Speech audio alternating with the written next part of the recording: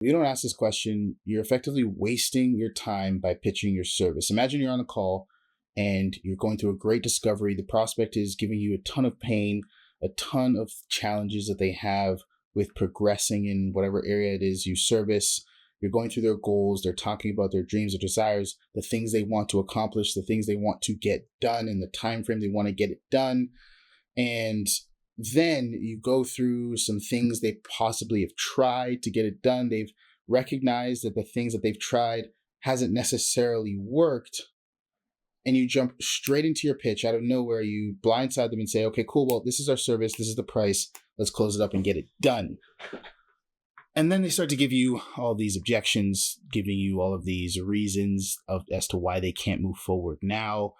And it's because you didn't spend the time to actually ask them permission to pitch. You didn't spend the time to actually get them to open up to the idea of getting help. A lot of times I see sales reps going through and getting the person to tell them they have a problem, tell them they have these goals, tell them that the things they've tried hasn't worked when it comes to getting there, but then they skip over the simple and clear question of, are you ready to get help with that now? Are you ready to make a change so that you can get to XYZ goal now? Or are you in a place where you feel like you're ready to actually get help with this, right? And it's a lot of times they don't ask that question because they're almost avoiding and afraid of the confrontation it could bring up, right? Where you actually are just facing the prospect and, calling out the elephant in the room. It's like, this is what we're on the sales call to figure out. This is what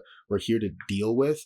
They almost always want to push that off until they can just so they can just sneak in the pitch and sneak in the, hey, give me your credit card, and almost avoid that confrontation. It's like in the last video where I talked about people that aren't willing to go through like consequence questions where they might have to actually confront the prospect with the idea that, hey, can are you really in a place where you're willing to stay where you're at, or are you ready to do this now?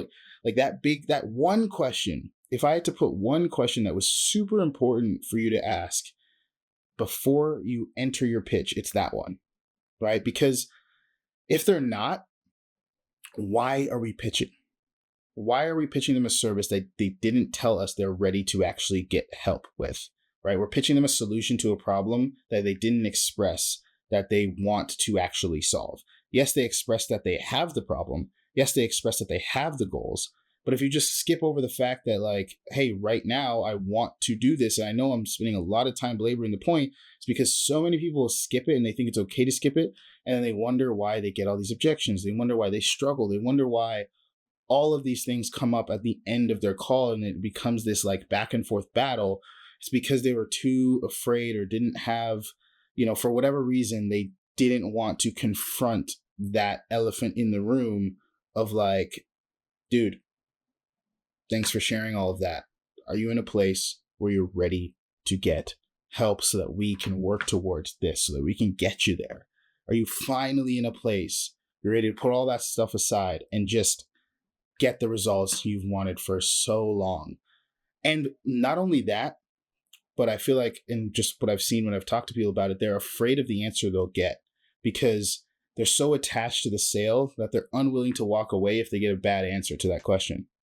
That's another piece you have to add to that. If someone is not willing to get help, if they answer that question, if they say no, like, which is rarely going to happen if you're doing a good discovery, but if they flat out for whatever reason just say, no, I'm not ready, right? You can ask a couple extra questions, why, how do you expect to get there in the timeline you just said you want to get there if you're not ready or willing to get help with it?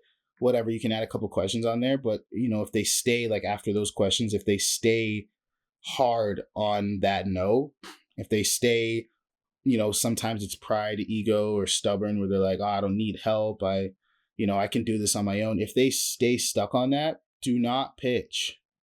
Do not pitch. Be willing to walk away from the sale. Sometimes they'll pull you back in. They'll be like, no. Actually, they'll change their mind. But if they don't, if they're firm on that, don't waste your time pitching, right? Because you're wasting your time, right? If they're not willing to get help, they're not going to get help. And you're just coming across as desperate and needy for the sale when you try to pitch anyways, in spite of that.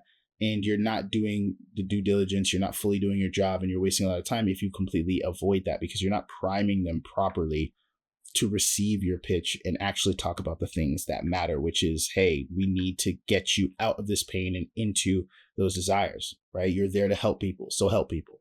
I wanted to just express the importance of this in this video because so many people just skip over it.